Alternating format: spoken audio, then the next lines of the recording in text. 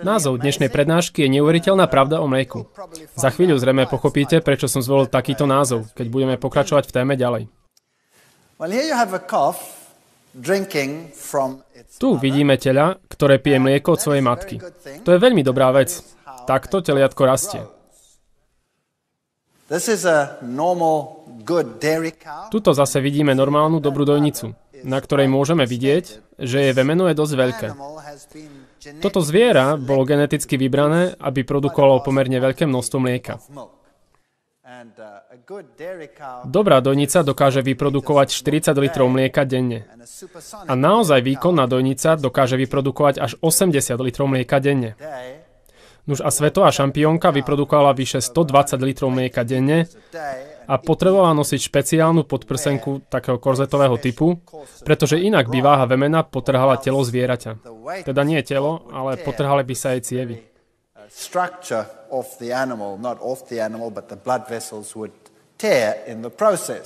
Takže to, čo sa dnes deje, už nie je celkom prirodzené. Ale chcel by som sa viac venovať samotnému produktu, teda mlieku a mliečnym výrobkom. Aké sú zdravé? Svet tam von nám hovorí, že musíme prijímať mliečne produkty, aby sme naplnili našu potrebu vápnika. A že rastúce deti potrebujú mlieko, pretože je to potravina bohatá na energiu. O tom nie je pochyb. Človek dokáže na mlieku rásť veľmi rýchlo. Mlieko, všade počúvame, že potrebujeme mlieko, lebo obsahuje vápnik, obsahuje bielkoviny a obsahuje všetky veci, ktoré potrebujeme. Tiež vieme, že s mliekom sú spojené aj nejaké problémy. Že obsahuje vysoké koncentrácie tuku a cholesterolu.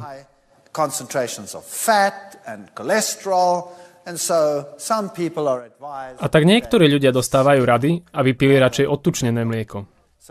Je toto všetko pravda? Aké dobré je mlieko v skutočnosti? Nuž, tento priemysel má silnú marketingovú podporu. A konkurovať mliečnemu priemyslu v zmysle marketingu je výnimočne ťažké. Má na svojej strane aj zákon. Zdá sa, že predstavitelia toho priemyslu veria, že slovo mlieko patrí im. V niektorých krajinách ani nemôžete použiť slovo mlieko na označenie žiadneho alternatívneho produktu. Musíte ho proste pomenovať inak.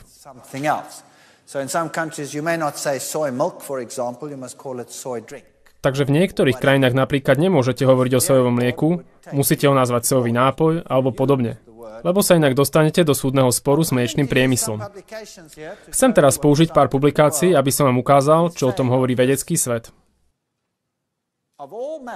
Zo všetkých cicavcov má ľudské mlieko najnižší obsah bielkovín a najnižší pomer kazeínu k servátke. Kazeín je bielkovina, ktorá sa nachádza v mlieku.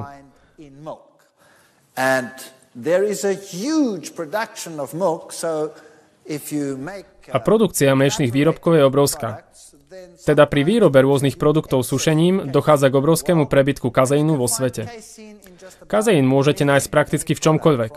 Od koláčov cez sušienky až po energetické nápoje, takmer všade nájdete kazeín. A kazeín je druhovo špecifický. Je to veľmi špecifická bielkovina na krmenie.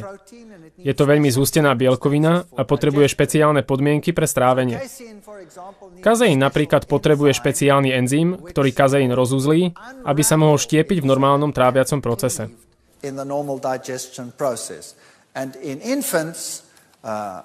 A u dojčiat alebo u teliat sa tento enzym nazýva renín alebo chymozín.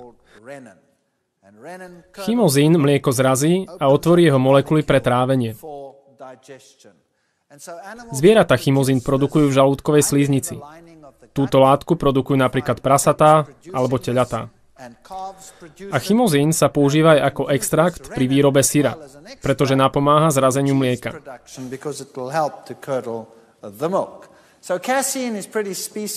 Teda kazeín je dosť špecifický podľa živočíšneho druhu. Kompozícia aminokyselín v kazeíne sa líši v závislosti od konkrétneho druhu. Ale spomedzi všetkých cicavcov má ľudské mlieko najnižší obsah bielkovín a najnižší pomer kazeínu k servátke. Teda ak si to porovnáme, zistíme, že ľudské mlieko obsahuje 1,2 mg kazeínu na liter. Toľko ho tam je. Čas potrebný na zdvojnásobenie hmotnosti dieťaťa pri pôrode je zhruba 120 dní. Ak sa však pozrieme na kone, zistíme, že konské mlieko má presne dvojnásobok množstva kazeínu, teda bielkovín vo všeobecnosti. To je 2,4 mg na liter mlieka a čas dvojnásobenia pôrodnej hmotnosti je 60 dní. To je presne polovica. Takže je medzi tým veľmi dobrá súvislosť. Kráva má 3,3 mg bielkovín na liter a čas dvojnásobenia jej pôrodnej hmotnosti je 47 dní. Koza 4,1, 19 dní. Pes 7,1 mg, 8 dní. Mačka 9,5, 7 dní. Potkan 11,8, 4,5 dňa. Teda, ak sú bielkoviny dôvodom pre pitie mlieka, tak potom najlepšie mlieko na pitie je potkanie mlieko. O tom nie je žiadnych pochýb. Je tu však ďalší problém. Vidíme, že človek potrebuje najdlhší čas na zdvojnásobenie svojej pôrodnej hmotnosti. Keď sa človek narodí, v momente, keď sa dieťatko narodí, postaví sa, začne chodiť a pýta sa, kde je jedlo? Že? Nie, to nerobí. Čo robí? Je úplne bezbranné a jeho mozog sa ešte stále vyvíja. V podstate sú tam švy, ktoré mu pomáhajú narodiť sa a mozog je dôležitá štruktúra, ktorá sa však ešte musí vyvíjať. Nervové zakončenia sa ešte len spájajú, teda dieťa je úplne nekoordinované. U človeka sa nervový systém musí vyvíjať po narodení. Človek je druh, u ktorého je mozog najdôležitejší.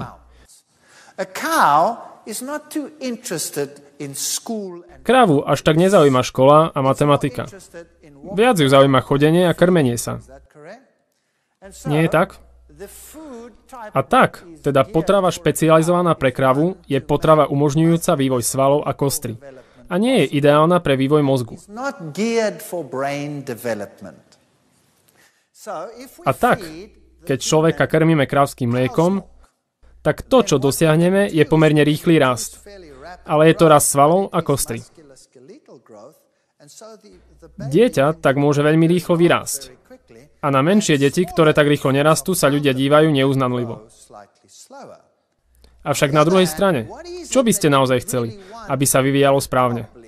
Mozog alebo kostra so svalmi? Asi záleží od toho, či ste dieťa šampióna v boxe, alebo profesora dejepisu, alebo podobne. Ale o to tu nejde.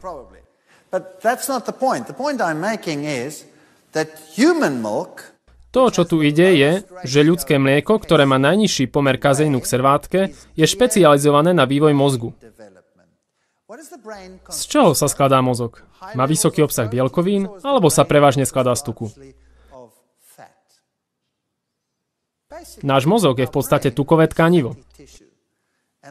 Je v ňom veľa a veľa tukových komponentov. Okolo každého nervového vlákna máme mielinové obaly, ktoré sú zvláštnymi tukovými molekulami. Teda mozog, mozgové spojovacie tkanivo a nervové tkanivo sú prevažne tukové tkanivá. A tak potrebujete tento typ vývoja. Deti odchované na krávskom mlieku majú v priemere nižšie IQ než deti odchované materským mliekom. To je jednoducho fakt. Teda bielkovina, ktorú nachádzame v tomto jedle, je špecializovaná pre daný živočíšny druh. A ak pracujete so zvieratami v zoo, tak viete, že nemôžete nakrmiť ľubovoľné zviera hociakým mliekom. V normálnych podmienkach by zahynuli. Len človek je taký odolný, že dokáže zniesť v podstate hociaké mlieko. Preto sú ľudia presvedčení, že krávské mlieko môže byť pre dojčatá dobré. Ale v skutočnosti opak je pravdou. Mali by sme sa snažiť používať jedlo, ktoré naplňa výživové potreby staršieho dojčaťa, avšak vyvarovať sa toxicity. Krávske mlieko jednoducho nespĺňa tento štandard kvality. Časopis pediatrickej gastroenterológie a výživy. Teda s mliekom sú spojené aj iné problémy z pohľadu jeho čistoty. Tu je ďalší citát z časopisu Pediatria. Na tému detí asi nenájdete lepšie periodika ako tieto. Deti, ktoré sú krmené plnotučným krávskym mliekom v 6. až 12. mesiaci života, môžu mať o 30% vyššiu vnútornú črevnú stratu krvi a výraznú stratu železa stolicou. Nuž prečo by mal koniec vnútorne krvácať, keď sa živí krávskym mliekom? Odpoveď je opäť v bielkovine.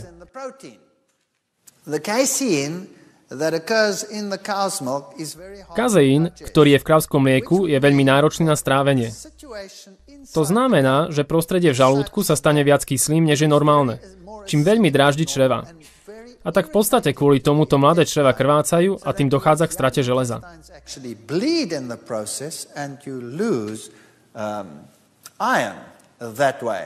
A rovnaký problém majú aj dospelí.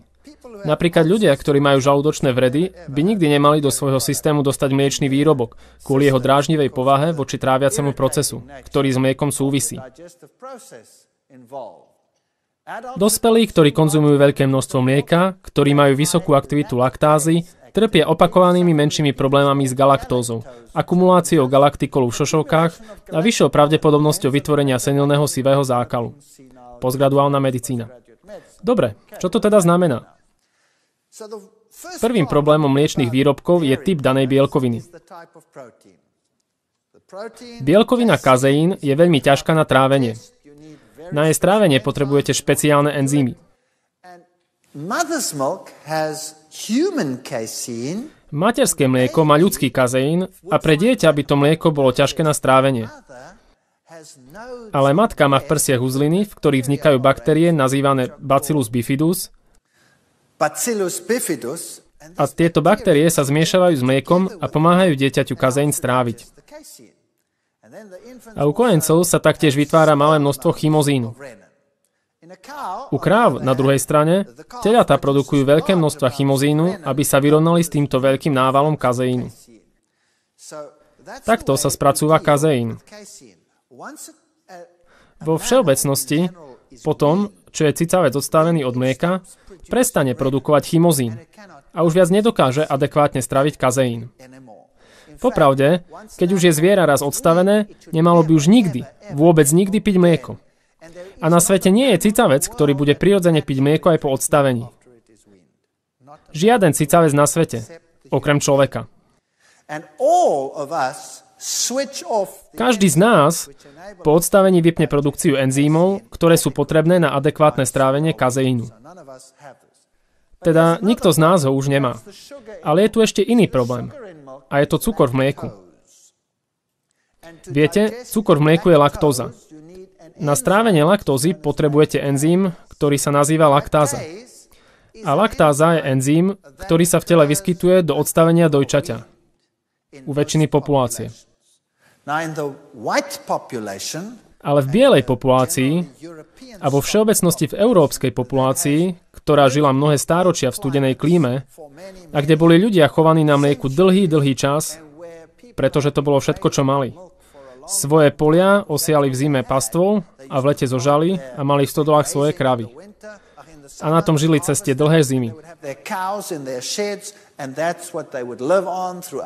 Mlieko, to bolo základné jedlo Európanov.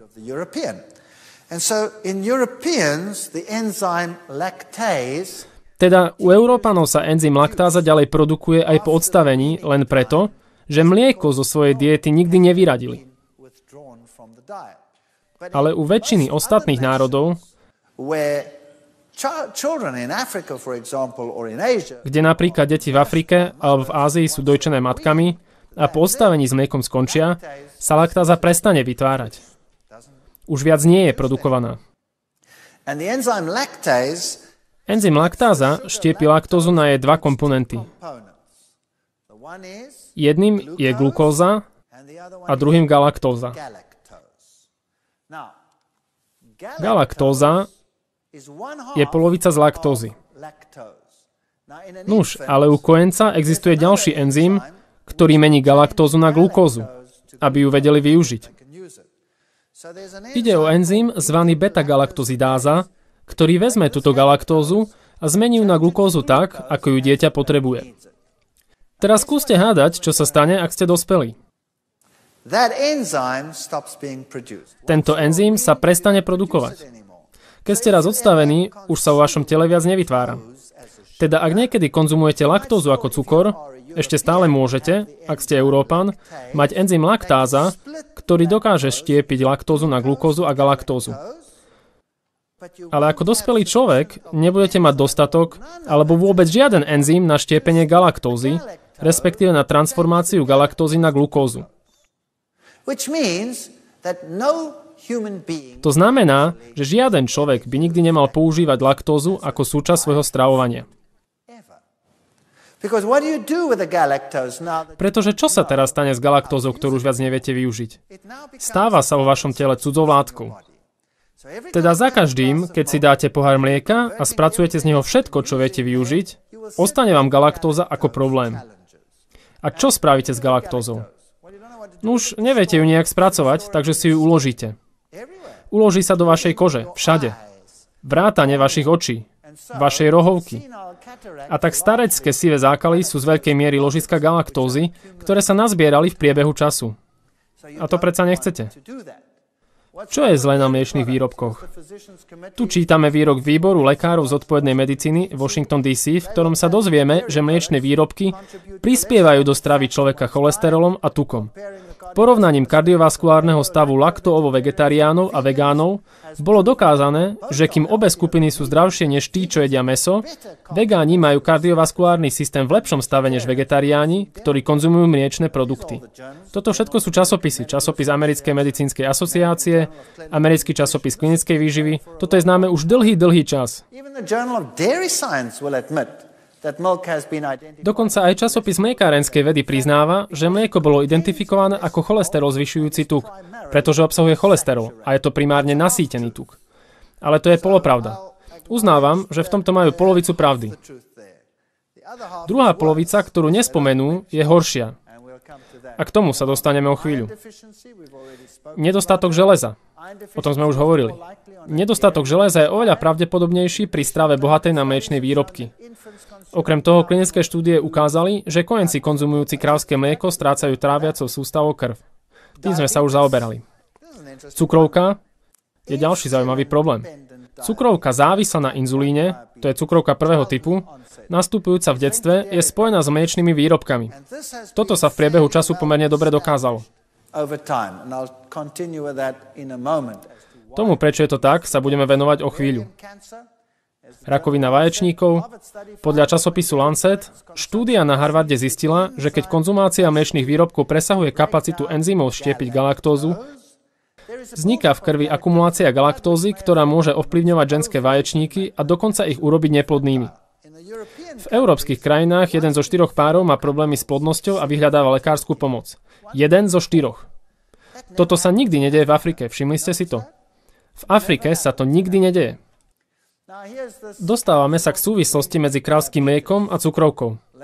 Medicínsky časopis Lancet v roku 1999 zistili, že nové dôkazy publikované v piatok pridávajú na váhe kontroverznej teórie, že krmenie kojencov krávskym mliekom môže spôsobiť nástup cukrovky v ich neskoršom živote.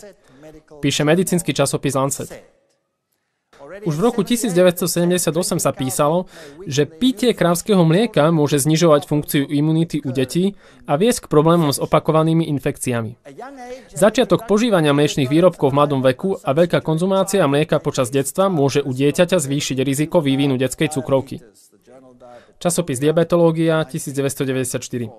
So how come it causes diabetes? What was the theory behind that? Teda ako to, že to spôsobuje cukrovku? Aká je za tým teória? Opäť to súvisí s bielkovinou. Táto bielkovina, kazeín, sa trávi veľmi zle, čo znamená, že sa iba rozštiepi na menšie veľké kúsky. Dostanete z nej energiu, pretože jej časti sa strávia, ale kúsky sa niekedy iba premiestnia a skončia v krvi, ako kúsky. Telo ich odrazu rozozná ako abnormálnu bielkovinu. A je zvláštnosťou, že krávsky kazeín má v jednej časti molekuly také poradie aminokyselín, ktoré sa veľmi podobá poradiu aminokyselín v beta bunkách pankreasu.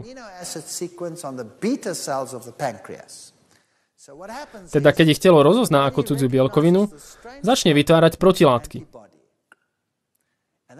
A v prípade, že to poradie aminokyselín je prítomné v nespracovaných kúskoch bielkoviny v krvi, táto protilátka pôsobí proti tomuto poradiu aminokyselín. A potom tá istá protilátka útočí na vaše vlastné beta bunky a zničí váš pankreas. A tak získate cukrovku prvého typu. Už nemáte bunky tvoriace inzulín a teda máte cukrovku prvého typu. Potom je jediným riešením píchať si inzulín po zvyšok vášho života.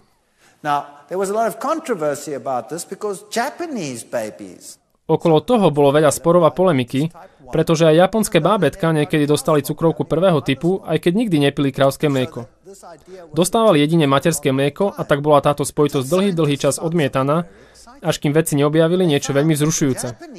Zistili, že japonské deti, ktoré mali cukrovku prvého typu, boli od matiek, ktoré sa stravovali podľa vzoru Spojených štátov. Žili nejaký čas v Amerike a používali mliečne výrobky. Vedci teda analyzovali materské mlieko a hádajte, čo v ňom našli. Krávsky kazeín.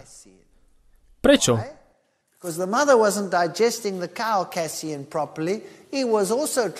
Lebo matky netrávili dobre krávsky kazeín a čiastočne sa dostal do ich krvného obehu. Telo sa takéhoto materiálu snažilo zbaviť a mliečna žľaza je výhodné miesto na zbavovanie sa ho. Dieťa tak dostalo krávsky kazeín a vytváralo si protilátky, pretože sa s ním nevedelo vysporiadať. A z toho vznikla cukrovka prvého typu. Takže táto teória je dnes celkom dobre overená. Skoré vystavenie krávskému mlieku môže zvýšiť riziko detskej cukrovky asi 1,5 násobne. K tomu dospeli už skoré štúdie. Cukrovka sa nevyskytuje u hlodavcov náchylných na cukrovku chovaných prvé 2 až 3 mesiace na strave bez krávskeho mlieka, čo naznačuje, že bielkovina z krávskeho mlieka môže byť spúšťačom tejto choroby. Časopis New England Journal of Medicine toto publikoval už v roku 1992. O tomto sa vie už roky. No až teraz sa v medicínskom svete začala šíriť myšlienka, že je to naozaj problém. Výskumníci z Ríma a Londýna napísali, že skúmali 47 pacientov, ktorí nedávno dostali inzulínovo závislú cukrovku a zistili, že 51% z nich malo imunitné bunky, ktoré rástli a replikovali sa, keď boli vystavené bielkovine zvanej beta-kazeín, ktorá sa nachádza v krávskom mlieku.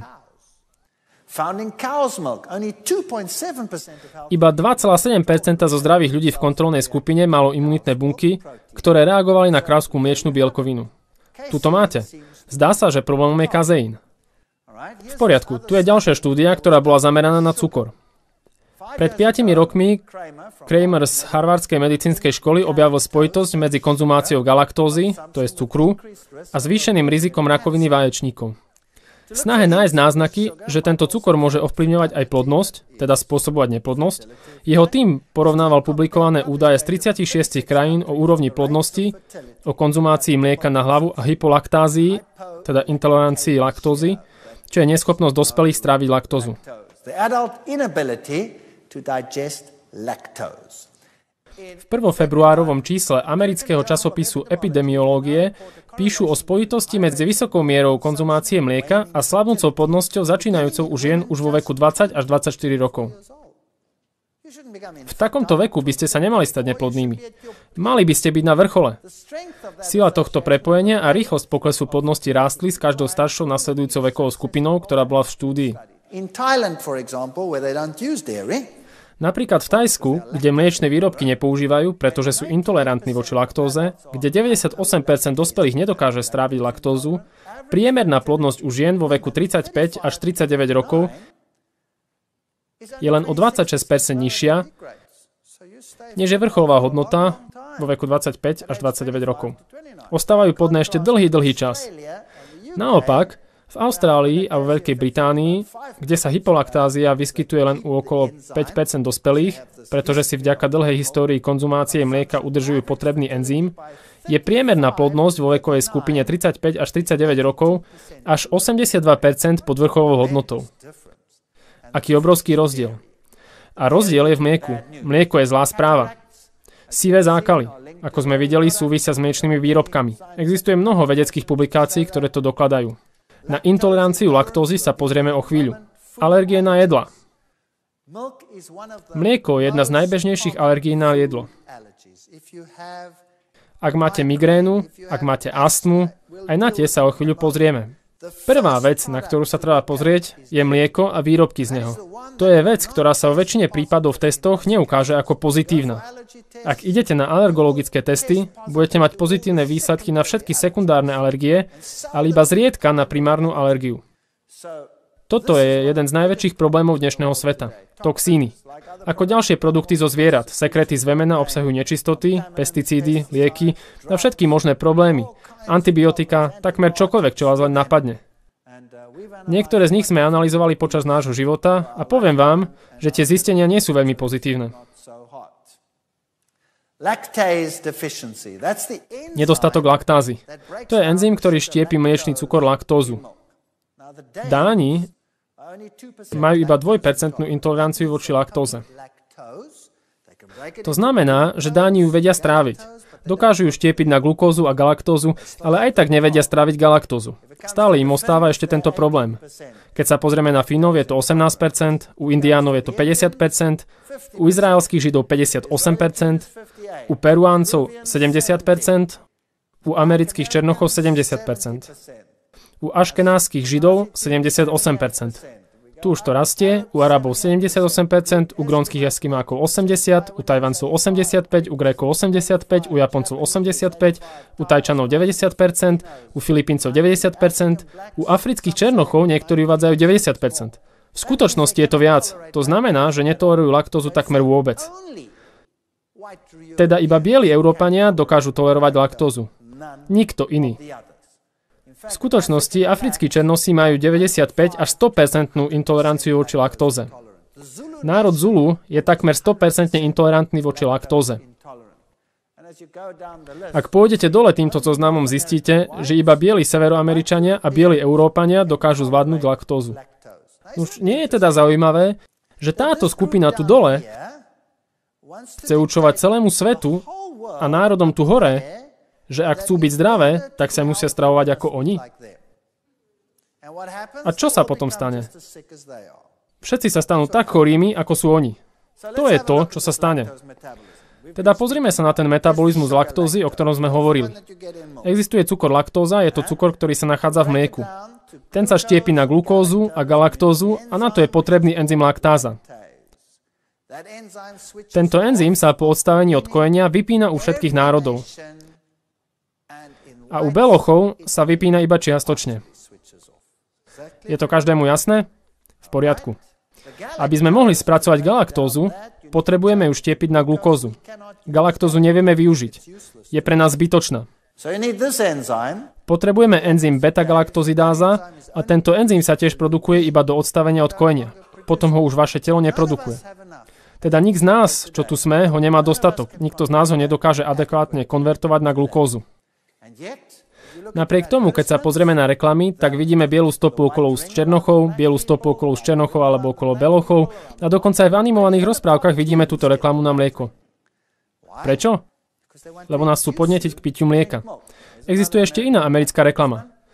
Výborné pre rast kočiek. Máte mlieko? Nuž, mali by tu napísať výborné na rakovinu vaječníkov, výborné na neplodnosť, výborné... Viete, aj pre hlúposť blondíniek, pretože nie je veľmi dobre pre vývoj mozgu. Mali by tam dať aj tento zoznam, ale toto do reklam nedávajú. Tu je jeden obrázok, ktorý sa mi celkom páči. Dve malé deti. Jedno je čierne, druhé je biele dieťa a práve rozliali mlieko. Je to kliatba alebo požehnanie? To je otázka. Je to kliatba alebo požehnanie? Poviem vám, v čom je rozdiel. Toto biele dieťa bude k laktóze tolerantné.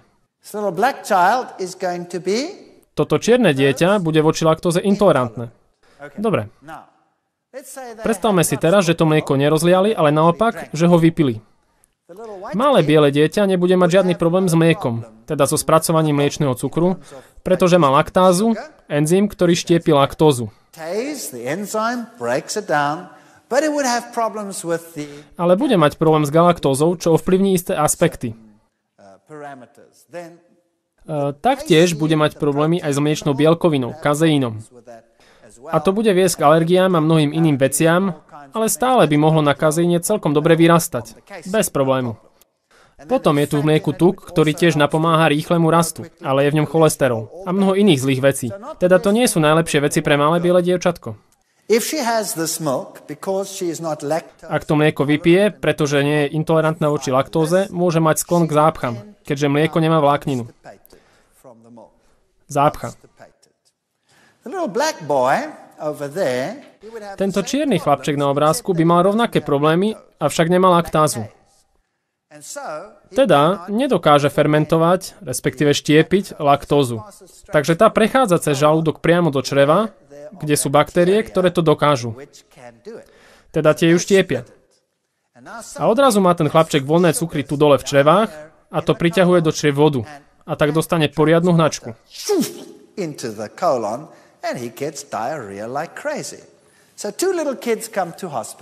A tak dve detičky prichádzajú do nemocnice. Jedno z nich má takú zápchu, že pri deťoch s takou zápchou sa občas musí použiť malá pílka na rozrezanie. A vyberá sa to kliešťami. To druhé chúďatko má zasa poriadnu hnačku. Takže ho budú liečiť úplne inak, aj keď u oboch detí je pôvod ich trápenia rovnaký. Osteoporóza, o tej budeme hovoriť o chvíľu. Aký dôležitý je vápnik v strave pre prevenciu osteoporózy? To je zaujímavá otázka. A tu je poznatok z časopisu Pediatrie. Kolika. Každé 5. dieťa trpí kolikou. Pediatri už dávno zistili, že dôvodom je často krávské mlieko. Teraz už vieme, že dojčiace matky môžu mať dieťa s kolikou, ak matka konzumuje krávské mlieko. Tuto vidíte. Priamo z časopisu Pediatrie. Osteoporóza je spôsobená viacerými vecami. Jednou z tých najdôležitejších je nadmerný príjem bielkovín v strave. Americký časopis klinickej výživy.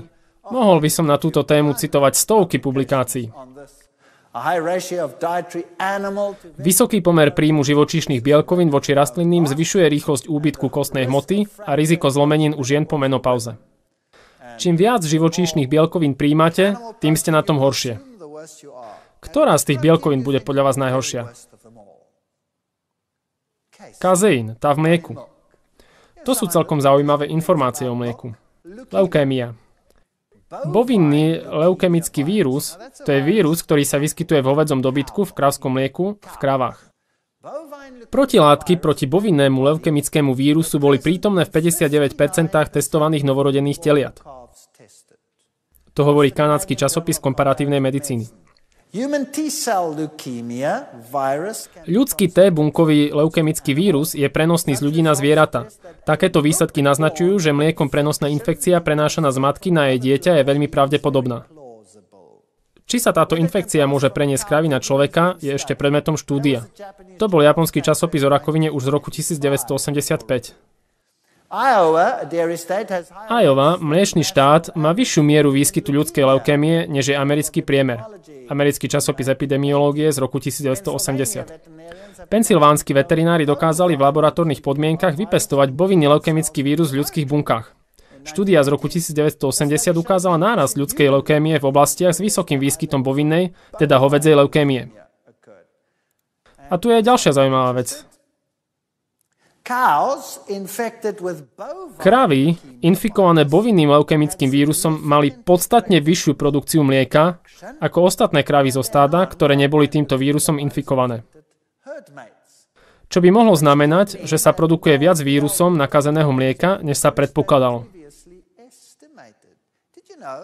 Vedeli ste, že viac ako 80% dojných kráv, napríklad vo vašej krajine, má bovinný leukemický vírus?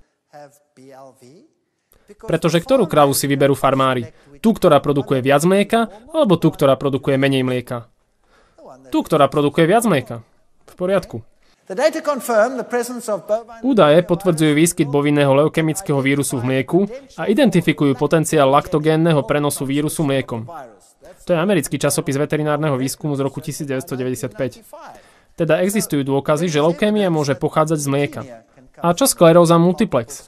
Veľmi vyčerpávajúca choroba. Aktuálne údaje naznačujú, že pacienti so sklerózou multiplex vykazujú výskyt protilátok proti bovinnému leukemickému vírusu. V poriadku.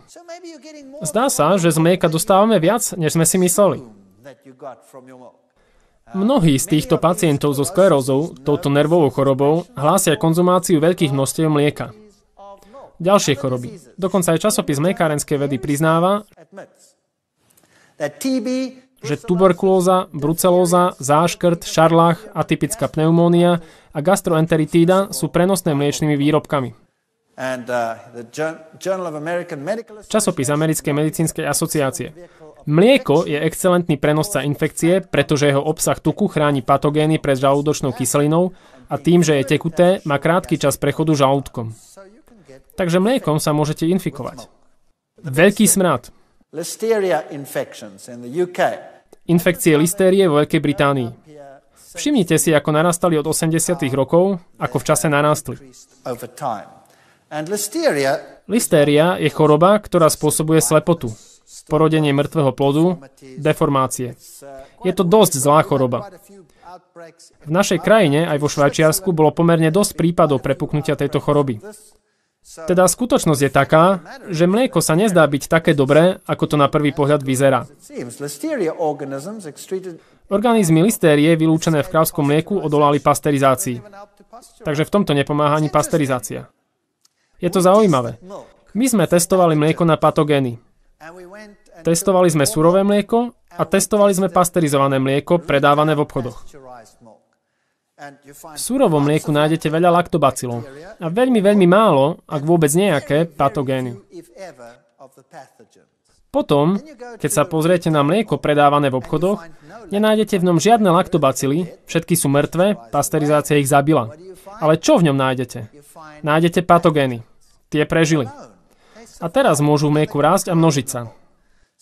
Preto v týchto dňoch mlieko nezvykne skysnúť, ale niekedy vytvorí nepríjemný smrad. To je preto, že má patogény, ktoré skôr spôsobia, že začne hniť, než že skysne. Tieto výsledky podporujú hypotézu, že ľudská listerióza je prenosná jedlom a vyvolávajú otázky o schopnosti pasterizácie vyhubiť veľké ložiska listérie z kontaminovaného surového mlieka. Nefunguje to. O tomto hovorím všade po svete. Profesorová kampaň proti mlieku vyvoláva penenie dotknutých kruhov. To je názov článku, ktorý vyšiel v novinách o istom Walterovi Fajtovi, ktorý má prednášky o mlieku. A čo sa stalo? Prišla dokonca rada mliekárov a chceli ma umlčať. A ja som povedal, nechceli by ste sa na chvíľu posadiť? A viete, títo chlapi, títo farmári z mliekárenskej rady sú obrovskí, nečudo, po tom, čo celý svoj život jedli, že? Cítil som sa zastrašený, ale predniesol som im svoju prednášku. A na konci prednášky ma v podstate už len prosíkali a hovorili, nemohli by ste si to prosím nechať pre seba kvôli priemyslu?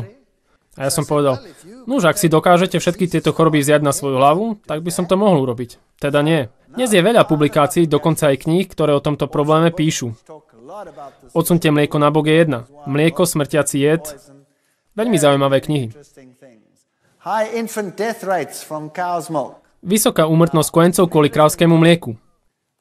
Toto je zaujímavé. Tu sa hovorí o miestach, kde nie je industrializácia, inými slovami o treťom svete. Krávské mlieko 84,7%. 84,7% na úmrtnosť do 9 mesiacov života na 1000 kojencov. To je riadne vysoké číslo. Ak zomrie 84,7% z každých 1000 detí, oproti 1,5% v týchto oblastiach. Nuž a čo oblasti, ako sú Spojené štáty alebo Európa? Nelsonova učebnica pediatrie. Lepšie liečebné postupy tento obraz zmenili. V súčasnosti je úmrtnosť pri kojencoch kojených ľudským mliekom a krávskym mliekom podobná, až na výnimky v nižších sociálno-ekonomických skupinách a v nehygienických podmienkach. Dokonca aj v našej ére antibiotík v Spojených štátoch kojenci krmení umelými výrobkami alebo krávskym mliekom majú o 80% vyššiu šancu dostať hnačky, o 70% vyššiu šancu dostať infekcie uší, ak ich porovnávame s kojencami dojčenými materským mliekom. Koľko malých detí dnes musí neustále dostávať antibiotika na ušné infekcie? Jediným dôvodom, prečo to musia dostávať, je mlieko. Vaša citlivosť na infekcie je oveľa vyššia, keď ste na mlieku, ako keď nie ste. So let's just wrap up the milk association. Zhrňme si teda stavy spojené s mliekom, ktoré môžete nájsť vo vedeckej literatúre. Toto som si nevycúcal z prsta, toto pochádza z vedeckej literatúry. Chronická únava. Veľa ľudí sa mi sťažuje na chronickú únavu. Vyráte mliečne produkty a problém sa veľmi často vyrieši.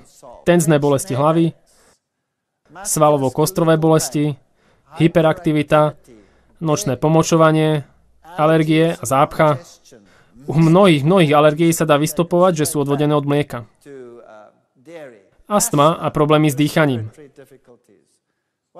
Bola kedy aj moja žena trpela na astmu.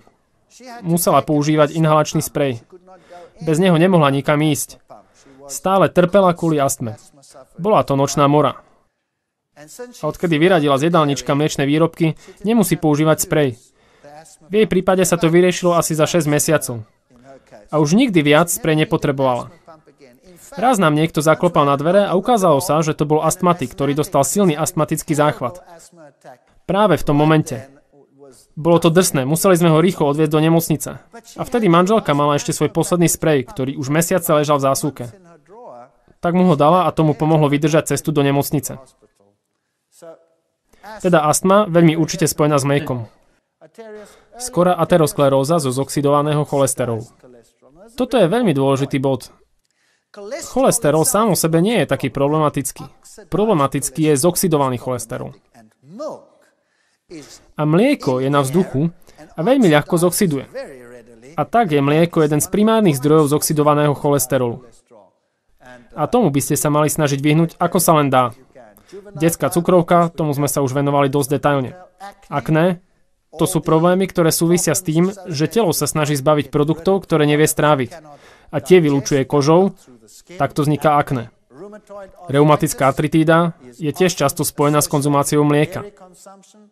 Všetky nervové ochorenia, ako je neuralgia, Lou Gehrigova choroba, skleróza multiplex a taktiež s tým súvisia aj IQ. Existujú početné štúdie, ktoré dokazujú, že deti vychovávané na krávskom mlieku majú značne nižšie IQ ako deti vychovávané na materskom mlieku, napríklad. Pri pohľade na tento zoznam, prečo by ste chceli používať mliečne výrobky? Ostáva iba jeden jediný dôvod.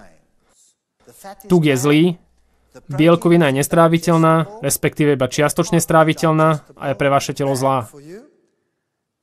Ostáva iba jeden jediný dôvod, prečo by ste chceli konzumovať mliečne produkty. A aký je to dôvod? Vápnik.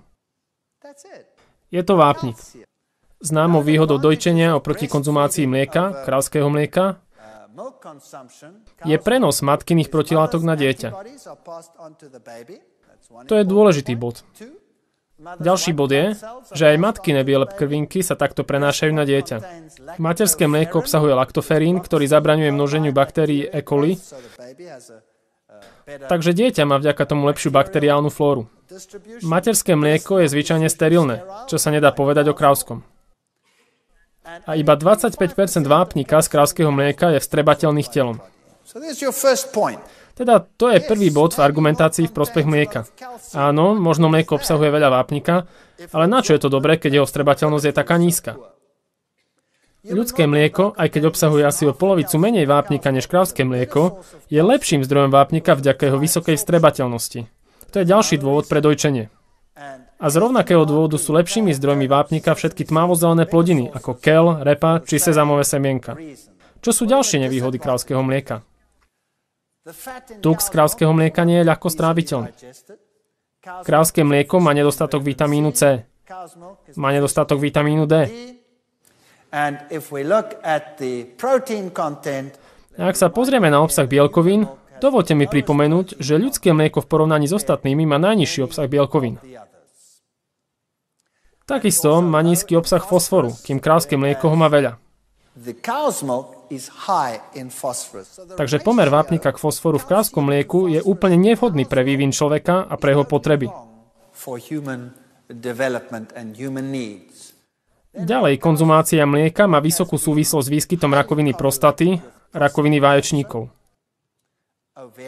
Mimochodom, nie len rakoviny prostaty, ale aj infekcií prostaty. Viete, ako veľa mladých ľudí trpí zápalmi prostaty, opakujúcimi sa zápalmi prostaty? Zbavte sa mlieka. A to vám podstatne zlepší situáciu. Rakovina vaječníkov, to sme už spomínali, rakovina konečníka, rakovina prsníkov. Ak sa pozriete na súvislosť s týmito chorobami, je vysoká. Pozrite sa na krajiny ako Dánsko, Švajčiarsko, Rakúsko. To sú krajiny s najvyšším výskytom rakoviny prsníka. A krajiny, kde sa nepoužívajú žiadne mliečne výrobky, Thajsko, Japonsko, Mexiko, tieto krajiny majú podstatne menej výskytov. Ale okrem toho, s mliekom dostanete aj nejaké aditíva. Dostanete včerajší obed danej kravy. Dostanete v ňom aj baktérie, ktoré v ňom vôbec nechcete mať. Môžete taktiež dostať rôzne vírusy, ako napríklad bovinný leukemický vírus, ktorý môže vyvolať leukémiu. Dostanete prióny, ktoré môžu spôsobiť chorobu šialených kráv. Antibiotika, hormóny, organické pesticídy, stimulanty rastu, všetky takéto produkty. Množstvo baktérií v mlieku je limitované na 20 000. Mlieko po pasterizácii by nemalo obsahovať viac ako 20 000 baktérií na mililiter mlieka. A nie viac ako 10 koliformných baktérií na každý mililiter. Keď ho pasterizujete, väčšina baktérií, ktoré vám v ňom ostanú, sú tie zlé a nie dobré. Tak.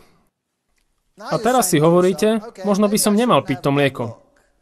Ak sa však pozriete na všetky tieto produkty, koľko z nich obsahuje mlieko? Je to teraz naozaj problém, pretože takmer všetko, čo tu nájdete, obsahuje mliečne výrobky. A syr? Niektorí ľudia si povedia, nuž, nebudem piť mlieko, ale dám si syr. Syr je stále v poriadku. Nuž, poďme teraz na moju obľúbenú tému, ktorou je syr. Ste pripravení? Tak sa trošku s tým syrom zabavme. Čo je to syr? Je propagovaný ako vysokoenergetické jedlo pre rast.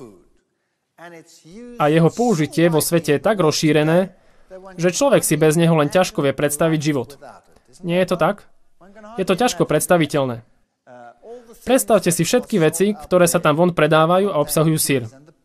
Pizze, lazane a všetky tie úžasné veci. Ako sa vyrába syr? Najprv vezmete mlieko a pridáte kultúru. Potom dôjde ku kvaseniu a získate tvaroh a nejakú servátku. Tvaroh môžete použiť a vyrobiť z neho tvarohový syr alebo cottage cheese. To sú mäkké syry. A čo obsahuje tvaroh? Pomôžte mi to zhrnúť. Obsahuje zoxidovaný tuk s vysokým obsahom cholesterolu. Ďalej obsahuje ktorú bielkovinu? Kazeín, potom nejaké laktoglobulíny a všetky ťažko stráviteľné veci. A potom, ak bola pridaná kultúra a došlo ku kvaseniu, už viac nebude obsahovať laktózu. Glukóza sa kvasením tiež stratila a zmenila sa na kyselinu mliečnu. To nie je veľký problém. Ale galaktóza bude v tvarohu prítomná. Ako čo? Ako galaktóza. Takže čo je zlé v tomto tvarohu? Tuk je zlý, bielkovina je zlá a galaktóza je zlá. Potom, ak syr necháte zrieť dlhšie, dostanete mäkké syry. Ak ho necháte zrieť ešte dlhšie, dostanete zrelé syry. A to všetko pochádza z tohto tvarohu. Už a čo sa udialo v tom zrelom syre? V zrelom syre sa stalo to, že baktérie na tomto produkte zapracovali. A čo tie baktérie v skutočnosti robia? Využívajú všetko, čo je užitočné, pretože baktérie musia rásť. Teda využijú všetko, čo je užitočné, až kým sa nedostanú do bodu, keď už využili všetko, čo je užitočné. A to, čo nedokázali využiť, ostáva. Vtedy sa ten proces zastaví a my povieme, že syr dozrel. Dáva to zmysel? Je to logické? Áno, v poriadku. Dovolte mi, aby som sa vám to pokúsil povedať jemne. Skúsim vám to povedať jemne. Ak zjete jedlo a využijete z neho všetko, čo dokážete využiť, a potom, keď proces trávenia skončí, čo urobíte so zvyškom? Áno, idete a sadnete si do tej malej špeciálnej izby, kde visí taká šnúrka a keď ju zatiahnete, tak je to preč. Je tak? Teda v podstate zrelý syr je bakteriálny výkal, to, čo ostane. Dokonca má aj zápach, ktorý je s tým spojený. A toto sme zmenili na niečo umelecké a príjemné. Nie je tak? Čím lepší a čím aromatickejší, tým je drahší. Stali sme sa odborníkmi na výrobu tohto produktu a z nejakého zvláštneho dôvodu ho nazývame jedlom. Nuž, hodíte si to do žalúdka. Baktérie nemali veľa úspechu so spracovaním tohto zvyšku. Preto sa to volá zrelý syr. Je bohatý na kazeín. Má v sebe zoxidovaný tuk, čo je tá najhoršia vec, ktorú v sebe môžete mať. A tento kazeín je nestráviteľný. Baktérie nemajú enzym, ktorý by ho štiepil. Nemajú kyslé prostredie. My máme enzym zvaný pepsín, ktorý dokáže štiepiť bielkoviny, ale s kazeínom musí naozaj bojovať. Pretože na jeho rozloženie potrebujeme niečo iné. A čo je to? Renín, teda chymozín. Máme v dospelosti chymozín? Áno či nie? Nemáme ho dostatok ani v kojeneckom veku a preto matka do mlieka pridáva Bacillus bifidus. Nie, nemáme ho. Takže štiepime túto bielkovinu dostatočne dobre? Áno či nie? Nie, neštiepime. A tak tam ten syr ostáva a v žalúdku sa nám vytvára veľmi kyslý systém, ktorý môže spôsobiť gastritídu a chronické žalúdočné vredy za dlhší čas, ak ho jeme veľa. Úžasné na tom procese je, že občas pošleme zo žalúdka vzorku potravy na analýzu. Vtedy sa potvorí zvierač a prejde malá vzorka. Tam sú receptory, ktoré merajú veľkosť molekúl. Ak tie, čo prišli ako vzorka, sú priveľké, naspäť sa pošle signál, ktorý hovorí: zavrieť sa, práca ešte nie je dokončená. Práca nie je dokončená. A tak tam ten syr ostane dlhšie. Už som vám povedal, že normálne rastlinné jedlo ostáva v žalúdku do 4 hodín. Tým sa to končí. Ak do stravy pridáte mäso, tak môže v žalúdku ostať dlhšie až do 6 hodín. A ak do toho pridáte syr, tak tam môže ostať až 10 hodín. Či dokonca dlhšie, 12 hodín. 10 hodín je pre syr taký priemer. A toto vytvára to, čo nazývame sýtosť. Pocit nasýtenia. A preto, ak chcete hosťom zavrieť ústa, dáte im syr. A oni potom od vás už tak skoro pýtať jedlo nebudú, pretože sa budú cítiť nasýtení. A teraz mám pre vás otázku. Ak prídete ľuďom a poviete im: prečo neprejdete na zdravšiu stravu? Prečo nejete viac rastlinnej stravy? Čo je prvá vec, ktorú vám povedia? To ma nenasýti. Zjem to a hneď som opäť hladný. Nuž, ale v skutočnosti to je to, čo vlastne chcete. Keď jete, koľko z jedla strebáte cez žalúdok? Nič. Kedy začnete vstrebávať živiny? Keď je potrava v črevách, nie je tak? Teda inými slovami, váš žalúdok musí byť prázdny a jedlo musí byť v črevách, aby ste mohli začať z jedla dostávať energiu. Na čo je dobré jesť a držať to jedlo v žalúdku? Aký je v tom zmysel? To je patetické. Takže sýtosť nám možno dá pocit nasýtenia, ale čím dlhšie sa cítite nasýtený, tým je vaša dieta horšia. Chcete žalúdok čím skôr vyprázdniť, pretože dobrý pocit prázdnoty znamená energiu. Pozvite kohokoľvek, kto sa cíti nasýtený, na prechádzku do kopca. A uvidíte, ako sa cíti nasýtený s celou svojou energiou v svojom žalúdku, namiesto v krvnom obehu. To nedáva žiadny zmysel. V Nemecku je také príslovie, ktoré hovorí: Käse schließt den Magen, čo znamená, že syr uzatvára žalúdok. A to je presne to, čo robí. Fakticky, syr by sa nikdy nemal dostať do ľudského žalúdka. Nikdy. Nemá tam miesto. Jediné miesto pre syr je v tom zariadení, ktoré má tú šnúrku, ktorú zatiahnete, a je po syre. To je najvhodnejšie miesto pre syr. Ak sa pozrieme na kyselinovú záťaž pri jedle, už sme o tom hovorili, všimnite si, že zrelý syr vám spôsobí kyselinovú záťaž na úrovni 23,6 miliekvivalentov. To je najkyslejšie jedlo, aké môžete dostať. A musíte ho neutralizovať s uhličitánom vápenatým z vášho tela. Takže ak chcete strácať kostnú hmotu, jedzte syr. Nuž s týmto sme robili dosť veľa experimentov. Vzali sme niekoľko potkanov a testovali sme napríklad soju a kazeín. Keď im dáte kazeín, pH moču je oveľa kyslejšie, než keď ich krmíte sojou. Potom sme chceli vedieť, aká je strata vápnika výkalmi. A zistili sme, že keď ich krmíte kazeínom, tak výkalmy strácajú 2-krát viac vápnika, ako keď ich krmíte sojou. Čo vlastne znamená čo? Že nevstrebávajú vápnik, čo sme si už ukázali. Vápnik z mlieka ide dnu, aha, ide aj von. Teda na čo je dobrý všetok ten dobrý vápnik v tomto jedle, keď ho nakoniec do tela aj tak nedostanete? A nakoniec, aj keď sa vám ho podarí vstrebať, čo sa s tým vápnikom stane? Tvorba močoviny nám ukazuje, že aby ste spracovali kazeín, musíte sa zbaviť oveľa viac aminokyselín, ako keby ste používali soju. Pretože naše telo preferuje tieto aminokyseliny. V našom veku na rast potrebujeme trošku iný mix. Celková strata vápnika močom.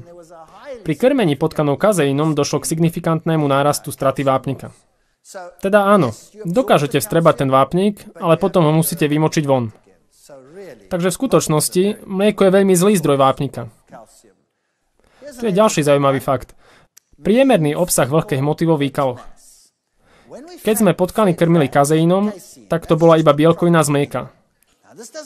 Teda neobsahovala laktózu, cukor, iba bielkovinu. Teda je to to isté, čo by zažilo to malé beložské dievčatko. Všimnite si, že keď sme ich krmili kazeínom, vylučovali veľmi suché bobky. Keď sme ich krmili sojou, mali veľmi vlhké bobky. Tí z vás, čo sa vyznajú v štatistike, môžu vidieť, že ten rozdiel bol veľmi význačný. A z neho vyplýva veľmi zaujímavé zistenie. Čo to v jednoduchosti znamená? Že tieto potkany mali na toalete skúsenosť, pri ktorej púlili oči. A tieto potkany na nej zasa zakúsili skúsenosť Takže tu máme ďalšiu výhodu vyradenia mliečnych produktov zo stravy. Ak sa napríklad pozriete na králiky, keď sme ich krmili 18% bielkovinovým výťažkom zo soje, z kazeínu a z mliečnej sušiny, pričom v prípade kazeínu to bola iba bielkovina, tak si všimnite, že keď sme ich krmili tým 18% výťažkom zo soje, rástli najpomalšie. Keď sme ich krmili kazeínom, rástli o dosť rýchlejšie. A keď sme ich krmili mliečnou sušinou, tiež rástli rýchlo, ale asi po 11 týždňoch tie, ktoré dostávali mliečnú sušinu, boli najväčšie. Tie krmené kazeínom boli druhé najväčšie a tie, ktoré boli na soji, rástli najpomalšie. Ale rástli. To je zaujímavý fakt. Teda na mliečnych výrobkoch môžete rásť celkom rýchlo. A mama povie, pozrite sa na moje obrovské bábätko, to vaše vyzerá ako krpaň. A vy jej to potom vrátite a poviete, ale pozrite na hlavičku môjho dieťaťa, ono má zasa rozum. Vidíte? A neskôr v živote, keď prejde fázou dospievania, uvidíte, že keď prídu do dospelosti, porastú ako z vody. Vegetariáni, vegáni, tí vyrastú a sú oveľa väčší ako ostatní. Oveľa väčší. Moje deti rástli ako vegetariáni, vegáni. Keď boli malí, deti sa im posmievali. Dnes sa im už nik nevysmieva. Keď prechádzajú dverami, musia sklopiť hlavu. Môj najmladší syn je 2-krát taký, ako som ja, čo je veľmi znepokojujúce. Už si s ním neporadím. A tu je strata vápnika močom pri králikoch krmených 18% bielkovinou. A opäť môžete vidieť, že na soji strácajú menej vápnika ako ostatné skupiny krmené inými bielkovinami. A nezáleží na tom, aké zviera použijete. Fekálny vápnik, znova, soja vykazuje najlepšie zadržanie vápnika. Lepšie ako pri kazeíne a lepšie ako pri mliečnej sušine. Tvorba močoviny pri premene bielkoviny ako to, čoho sa musíte zbaviť. Opäť bola soja najlepšia. Kazeín a mliečna sušina najhoršia. Teraz porovnajme soju a mliečnú sušinu z pohľadu cholesterolu. Toto robia aj moji študenti. Úroveň cholesterolu v plazme králikov krmených 18% bielkovinou odvodenou zo sojového mlieka. Cholesterol vo všeobecnosti? Soja dávala nízky cholesterol. Mliečna sušina dávala vysoký cholesterol. Už toto som očakával. Otázka. Čo spôsobuje vysoký cholesterol? Je to tuk v mlieku? Alebo je to bielkovina v mlieku? Ako to vyskúšate? Zjavne, poviete. Zjavne to musí byť tuk v mlieku. Ale nie nutne. Viete, minca má vždy dve strany. Tuk je to, čo ten problém spôsobuje. Ale bielkovina je to, čo nesie tuk tam, kde ho treba. Takže príčina môže byť v oboch. Ako to testujeme? Už odstránime tuk a použijeme len bielkovinu. A tu máme ďalšie experimenty. Najprv sme sa pozreli na zlý versus dobrý cholesterol. Tu je zlý LDL cholesterol. Zo soje ho bolo o mnoho menej. Soja je na tom neporovnateľne lepšie ako mliečna sušina. A HDL cholesterol, to je dobrý cholesterol. Pri krmení sojou bol oveľa lepší než pri mliečnej sušine. Takže aj pomer sa zlepší, keď začnete používať rastlinné produkty.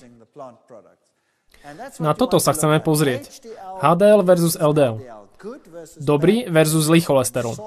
Pri soji bol pomer vynikajúci. Pri mliečnej sušine bol pomer patetický. Zaujímavé. Teraz poďme na kazeín. Odstránime z mlieka tuk. Úrovne cholesterolu. Soja nízky. Kazeín vysoký. Teraz tam nie je tuk. Nie je tam žiaden tuk ani pridaný cholesterol. HDL, LDL. Kazeín zlý pomer. Soja dobrý. Takže teraz mám jednu otázku. Už som ju položil predtým. Čo je lepšie? Odtučnené mlieko či plnotučné mlieko? Pozrime sa. Prejdime si to. Už sme to spravili včera, ale teraz budeme troška konkrétnejší. Králiky na živočíšnej bielkovine budú mať vysoký cholesterol. Králiky na rastlinnej bielkovine budú mať nízky cholesterol. A toto boli tie bielkoviny. Pamätáte si ich? Rastliny, bravčovina, kuracina, hovedzina, celé vajcia, kazeín, močacina, odtučnené mlieko a bielkovina z vaječného žltka. Tak sa na to pozrime. Rastlinné bielkoviny vám dajú najmenej cholesterolu. Potom živočíšne bielkoviny vám dajú vysoký cholesterol. Samotný kazeín vám dá veľmi vysoký cholesterol. A to sám, bez žiadneho tuku. A potom tu máme bielkovinu z odtučneného mlieka. Pozrite sa na to. Je to druhá najhoršia bielkovina na svete spôsobujúca vysoký cholesterol. Hneď po vaječnom žltku. Nuž, keď vám teraz povedia, aby ste vymenili plnotučné mlieko za odtučnené, pomôže vám to či nie? Ani najmenej. Pretože problém nie je len v tuku,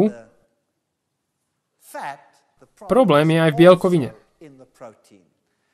A pretože táto bielkovina je jednou z najhorších s ohľadom na zvyšovanie cholesterolu, najlepšie je ju nikdy nepoužívať.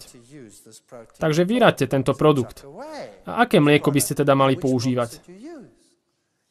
Môžete používať ktorékoľvek mlieko z rastlinnej bielkoviny. Môžete používať sojové mlieko, môžete používať rýžové mlieko, môžete používať ovsené mlieko, môžete používať ich kombinácie, sú mlieka z orechov a mnoho ďalších úžasných vecí, ktoré si môžete dopasovať do vlastnej palety. Nemusíte trpieť tieto veci. Ovocie, zelenina, orechy a strukoviny sú dobré zdroje bóru, ktorý pomáha zastaviť stratu vápnika z tela. Pretože mlieko má málo bóru a je bohaté na fosfor a bielkovinu, nie je dobrým jedlom na boj s osteoporózou. To hovorí dokonca aj časopis Výživa dnes. Zelené veci ako keľ, brokolica a tak ďalej sú pre vás najlepšie zdroje vápnika. Aj pri jedení 1400 mg vápnika denne človek dokáže strácať 4% svojej kostnej hmoty ročne, ak je na vysoko bielkovinovej diete. Americký časopis klinickej výživy toto publikoval už pred rokmi.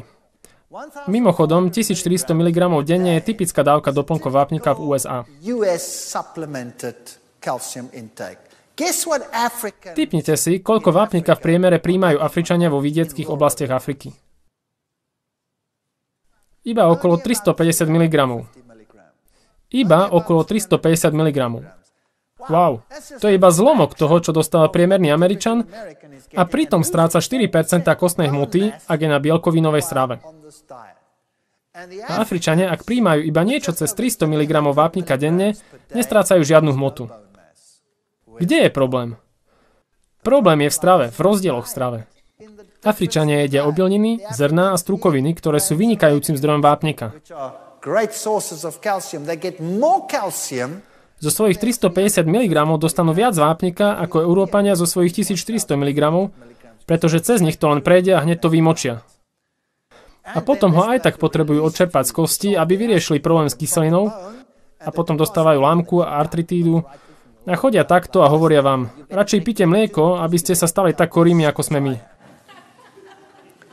Pri kontrolovaných podmienkach má úroveň bielkovín v strave hlboký a trvalý účinok na úrovne vápnika v moči.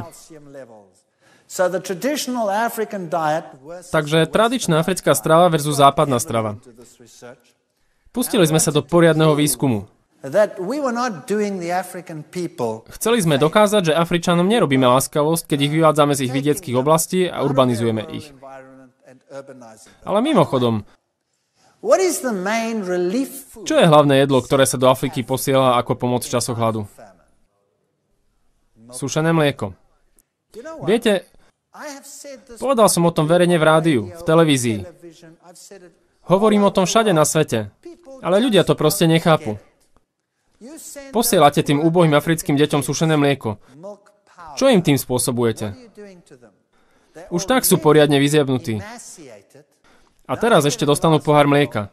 A čo sa s nimi stane? Dostanú hnačku a umierajú ako muchy.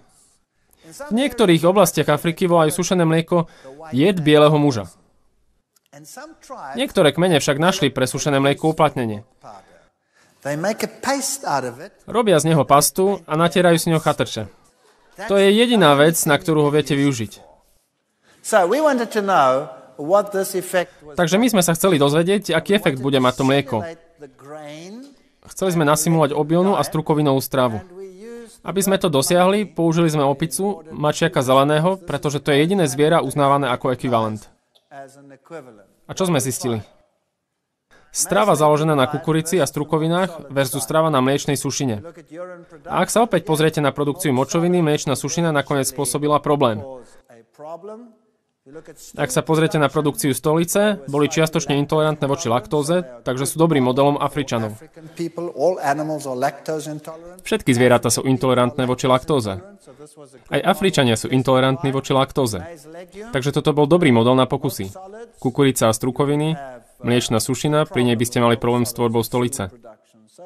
Mačiaky dostali miernu hnačku, tak ako by ju dostali aj Afričania. Strata vápnika močom pri konzumácii mlieka bola vždy konzistentne vyššia ako pri kukurici a strukovinách. Takže osteoporóza sa objavuje pri urbanizácii.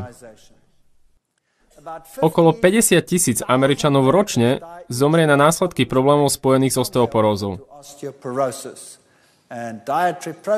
Mliečna bielkovina zvyšuje produkciu kyseliny, ktorú je možné neutralizovať vápnikom získaným z kostry. Takto ju zvládate a preto strácate vápnik. Pamätáte si ešte štúdiu o mlieku a neplodnosti, kde sme hovorili, že existuje súvis medzi poklesom plodnosti u žien a galaktózou? A my sme chceli zistiť, ako je to s mužmi.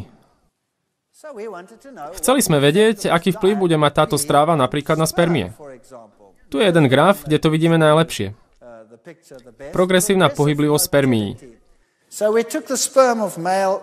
Vzali sme vzorku spermií zo samcov mačiakov, ktorí boli krmení obilím a strukovinami. To je typická africká strava. A porovnali sme ich pohyblivosť s tými, ktoré dostávali mlieko. Bum! Po 120 dňoch takmer tretina. To znamená, že spermie týchto opic plávali takto. Keď boli na strukovinách a obili. A takto, keď dostávali mliečnú sušinu. Keď sa pozrieme na koncentráciu spermií, tak toto vám dá opäť najlepší obraz o situácii. Vysoké koncentrácie na strukovinách, nízke koncentrácie na mliečnej sušine. Teda iba strava dokázala úplne zmeniť všetky parametre spermií a viem si teda predstaviť, prečo jeden zo 4 európskych párov hľadá liečbu neplodnosti. Ženy sú ovplyvnené galaktózou, muži kazeínom. Ten mení bielkovinové parametre a spôsobuje nezrelosť spermií. Potom sme hovorili na konferenciách po celom svete o poruchách spermií pri strave s prítomnosťou mliečnych výrobkov. Spermie mali taktiež abnormálny vývoj. Typické poruchy boli tieto malé hrčky alebo slučky na chvoste. Takže zrátané a počiarknuté, chlapi, ak chcete byť plodní, vykopnite mlieko zo stravy. Vaše spermie pôjdu ako a bude ich veľa. A nie ako tieto, ktoré sa točia dokola a nevedia kam ísť. Úroveň lymfocytov. Toto je veľmi zaujímavé. Kukurično-strukovinová strava a mliečna strava. Všimnite si, že imunitný systém bol oveľa schopnejší, to nie je pri infekcii, to je pri dobrých hodnotách, ale bol oveľa schopnejší pri strave bez mlieka. Ak si chcete nabudiť imunitný systém, zbavte sa mlieka. Afričania sú intolerantní k laktóze, takže oni by sa obzvlášť mali zbaviť mlieka. Takže napríklad v dnešnom svete pri epidémiách AIDS, keby len ľudia vyradili mlieko, počet bielých krviniek by im narástol, pričom AIDS znižuje počet bielých krviniek. Takže jedným z najlepších spôsobov, ako bojovať proti bezprostredným účinkom AIDS, je proste začať so zdravším životným štýlom. Taktiež, keď sa pozrieme na HDL-LDL,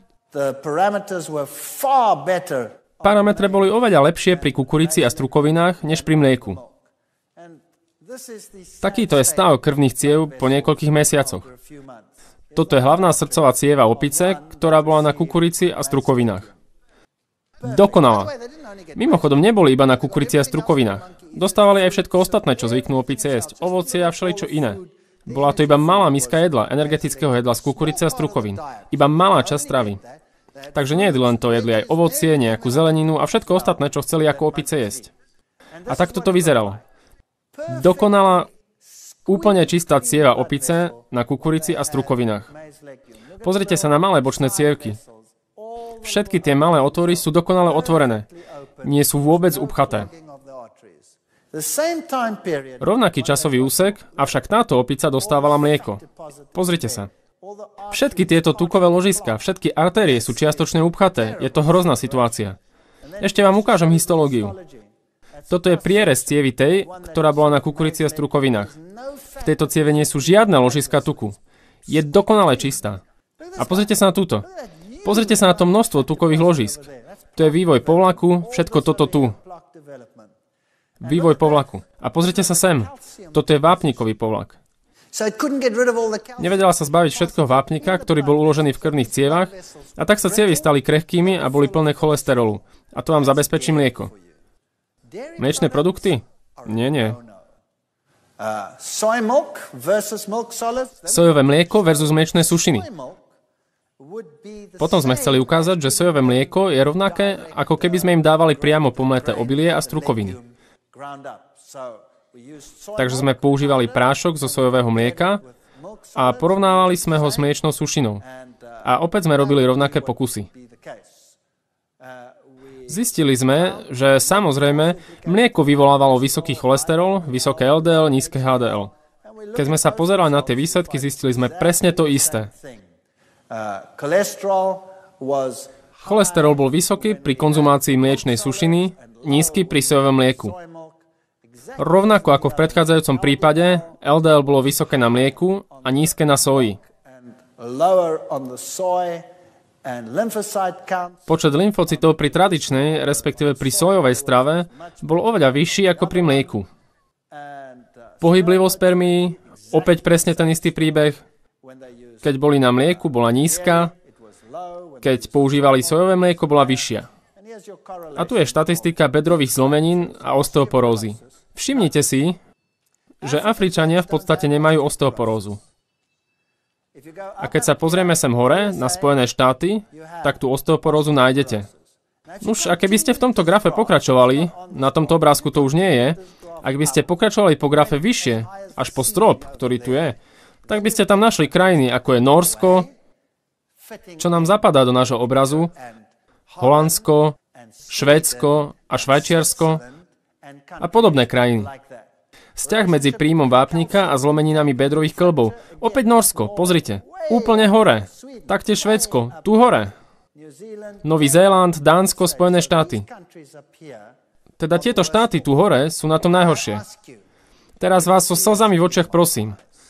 Zamyslite sa nad tým. Ak by mlieko zabraňovalo osteoporóze, prečo mliečne krajiny majú najvyššiu mieru osteoporózy na svete? Ak mi dokážete zodpovedať túto otázku, tak sa usmejem. Nikto mi nevie na túto otázku odpovedať. Prednášam o tom aj v Norsku a tam mi hovoria: nehovorte o mlieku. Prosíme vás, nehovorte o mlieku, je to naše národné jedlo. Ja som odpovedal: chcete zostať chorí? Vy ste na tom najhoršie na svete, vaši ľudia sú číslo 1 v hitparáde osteoporózy. A povedal som: prečo ste číslom 1 v hitparáde osteoporózy? Máte na svete najviac mlieka. A čo vravia lekári? Že čo je riešenie na váš problém? Piť viacej mlieka. Chcete postúpiť ešte vyššie v tej hitparáde? Kam až sa chcete dostať? Na mesiac? Radšej sa toho vzdajte a klesnite na túto úroveň a už vás tieto choroby trápiť nebudú. V čase vydania toho čísla časopisu stála osteoporóza 6 miliárd nemeckých mariek ročne. A rakovina prostaty? Tu je korelácia. Konzumácia mlieka, iba 4 poháre mlieka. Iba 4 poháre mlieka týždenne vám dajú 2,5 krát vyššiu šancu na rakovinu prostaty oproti tým, čo ho nepijú. Teda, ak by ste chceli vedieť, kde na svete nájdete najvyšší výskyt rakoviny prostaty, nemuseli by ste hádať veľmi dlho. Ktoré dve krajiny sú prvé dve na svete? Švajčiarsko a Norsko. Prečo? Sú to mliečne krajiny. Sú to mliečne krajiny. Ale prečo by ste ich mali nasledovať vy? A teraz poďme na zlé správy pre Afroameričanov a Afričanov vo všeobecnosti. Oni totiž to majú oveľa kratšiu históriu používania západnej stravy. To znamená, že ešte stále sú nastavení na systém, pri ktorom sa tieto produkty majú po odstavení od dojčenia vyradiť. Takže ak to teraz neurobia, majú problém. Bieli muži. Rakovina prostaty. Ide o pravdepodobnosť výskytu rakoviny podľa veku. Na obrázku je číslo 23,6. Černoch v Spojených štátoch, rovnaká choroba, pozrite sa, 52. Pravdepodobnosť získania rakoviny prostaty, ak ste Afroameričan, je viac ako dvojnásobná, než pravdepodobnosť u belocha v tej istej krajine. A to jednoducho kvôli histórii používania mliečnych výrobkov. Teda, ak ste Černoch, mali by ste byť dvakrát taký opatrní. Takže zjavne máme pravdu, keď hovoríme vládam. Prečo propagujete mlieko ako jedlo pre urbanizovaných Černochov? Prečo to robíte? Prečo nepropagujete obilniny a strukoviny? Prečo nepropagujete prírodné jedlá? Nerobíte to. A potom na vás prídu také epidémie, že tomu ani neuveríte. A tie epidémie sa naozaj vyskytnú. A myslíte si, že budú počúvať? Absolútne nie. Toto vyráža dých. Najpredávanejšími liekmi v Spojených štátoch sú lieky proti alergii. A tak je to všade na svete. Tu máte citát z izraelského časopisu medicínskej vedy. Mliečne výrobky môžu zohrávať hlavnú úlohu pri vývoji alergií, astmy, poruch spánku a migrén. Aby som vám to zhrnul. Čo je na tomto obrázku pre vás dobré? Nuž, azda by ste mohli zjesť tú žemľu, ale tá je z bielej múky. Takže si myslím, že by vám nakoniec zostal iba šalát, paradajka, uhorka a toto tu. A ak sa pozriete na syry, tak tento tu hore by bol najmenej problematický. Aj keď má kazeín, má galaktózu a má tiež zoxidovaný cholesterol, takže ja by som ho ako jedlo nepoužíval. A tento tu je zrelý syr, ktorý je problematickejší, pretože má viac zoxidovaného cholesterolu. Všetky látky, ktoré by mohli byť užitočné, sú z neho preč. Prakticky je to koncentrovaný kazeín a galaktóza. A tento tu vľavo má v sebe ešte aj nejaký aromatický bakteriálny odpad ako špeciálny bonus. A za to si ešte priplatíte. Takže moje odporúčanie by bolo zvoliť si zdravšiu alternatívu k mliečnym produktom. A tomu sa budeme venovať v ďalšej prednáške. Ďakujem za pozornosť.